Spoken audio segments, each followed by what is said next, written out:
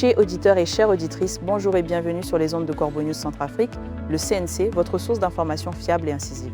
Aujourd'hui, on ne va pas se mentir, on va parler de la bonne vieille technique de la diversion, celle qu'on ressort à chaque fois que ça sent le roussi, après une nouvelle déroute militaire, devinez quoi?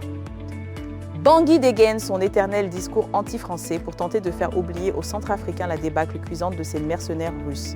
C'est le sujet chaud du jour et pour en parler, j'ai le plaisir d'accueillir notre journaliste de terrain, Anselme Mbata. Bonjour Anselme. Bonjour Gisèle Moloma, bonjour à tous nos auditeurs et lecteurs du CNC. Anselme Mbata, on est encore une fois dans cette sinistre campagne de désinformation. Hein. C'est une habitude, n'est-ce pas? Exactement Gisèle Moloma. C'est même devenu une spécialité. Une partie de la presse à Bangui vient de franchir un nouveau palier dans le Grand Guignol. Suite à la perte de la ville d'Amdafok, un site privé, clairement lié aux responsables de la presse de l'empereur, a jugé bon de publier un pamphlet. Ce canal officiel, déguisé en média indépendant, accuse sans la moindre preuve la France de, je cite, former des rebelles, fin de citation, pour agresser la République centrafricaine.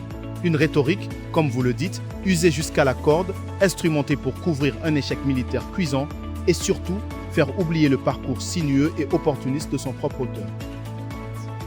À l'auteur, parlons-en Anselme Mbata, c'est là où ça devient croustillant.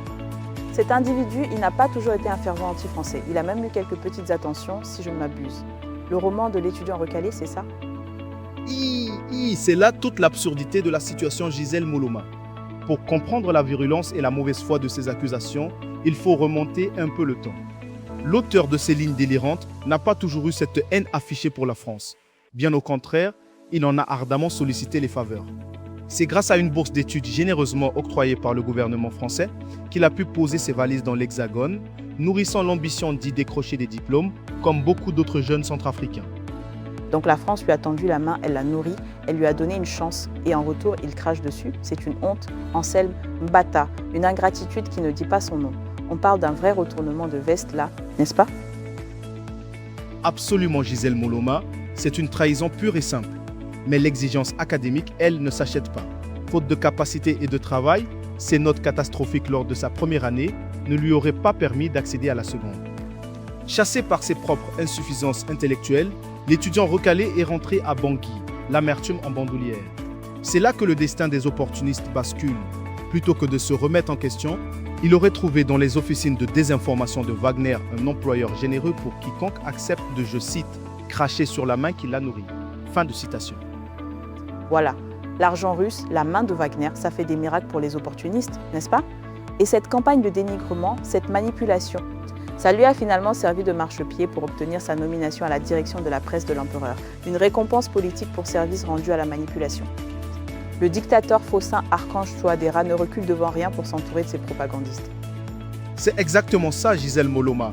Une récompense bien méritée pour celui qui excelle dans l'art de la désinformation. Et si cette presse de l'empereur s'agite autant, c'est pour étouffer une réalité humiliante et bien plus grave. Malgré les frappes de l'aviation russe et l'utilisation de bombardiers, la ville stratégique d'Amdafok est bel et bien tombée aux mains des rebelles ce mardi 30 juin. Amdafok est tombée, malgré les bombardiers russes et les frappes, cette ville importante a été perdue. Ça, c'est une vérité que Bangui veut absolument cacher, Anselme Mbata. C'est une débâcle qui démontre l'inefficacité des mercenaires de Wagner et l'incapacité du pouvoir. Précisément, Gisèle Moloma, les déclarations du sous-préfet de la ville, joint par la radio Ndeke Luka, sont pourtant sans équivoque. Ce dernier désigne directement les assaillants sans les avoir vus. Il s'agirait d'une coalition entre les éléments de l'ex-Seleka et les rebelles soudanais des forces de soutien rapide, les FSR. On est donc bien loin des fantasmes d'une rébellion encadrée par Paris. Le double jeu trouble du pouvoir de Bangui. Pendant que la propagande officielle accuse la France, on découvre que le dictateur Faustin Archange Touadéra lui-même pourrait bien soutenir en sous-main la rébellion soudanaise des FSR. La Centrafrique servirait de plaque tournante logistique pour les partenaires étrangers de ces rebelles soudanais, notamment les Émirats arabes unis. C'est une révélation choquante, Anselme Mbata. C'est plus que choquant. Gisèle Moloma, c'est une manipulation à ciel ouvert. Accuser la France permet donc de détourner l'attention des liaisons dangereuses de la présidence avec des groupes armés soudanais. Ce propagandiste, en multipliant les provocations grossières, cherche manifestement à provoquer une réaction officielle de Paris pour s'acheter une légitimité internationale qu'il n'a pas. Il cherche à provoquer une réponse de Paris. Il veut que l'ambassade de France ou le Quai d'Orsay répondent à ces mensonges pour donner du crédit à son site de seconde zone, mais la population centrafricaine, elle n'est plus dupe de ces écrans de fumée, n'est-ce pas, Anselme Mbata? Ce n'est pas avec des théories du complot fabriquées à Bangui qu'on ramènera la sécurité. Non, absolument pas Gisèle Moloma. La délation et le mensonge pathologique ne méritent que le mépris. Donner du crédit à de telles inventions, en y répondant officiellement, serait faire trop d'honneur à un outil de propagande low cost. La population centrafricaine, fatiguée par des années de manipulation et de violence, n'est plus dupe de ces écrans de fumée. Ce ne sont pas les théories du complot fabriquées à Bangui qui ramèneront la sécurité à Amdafok, mais bien une gouvernance responsable, la fin des alliances opaques avec les milices étrangères et une diplomatie sincère. Voilà des paroles de bon sens et cet article, chers auditeurs, a été rédigé par notre journaliste Gisèle Moloma, évidemment sous la supervision de notre directeur de publication, M. Alain Nenzilo. Et pour contacter Corbeau News Centrafrique, n'hésitez pas à nous joindre via tel WhatsApp au +236 75 72 18 21 ou le 70 16 44 65. Merci de nous avoir suivis, Gisèle Moloma.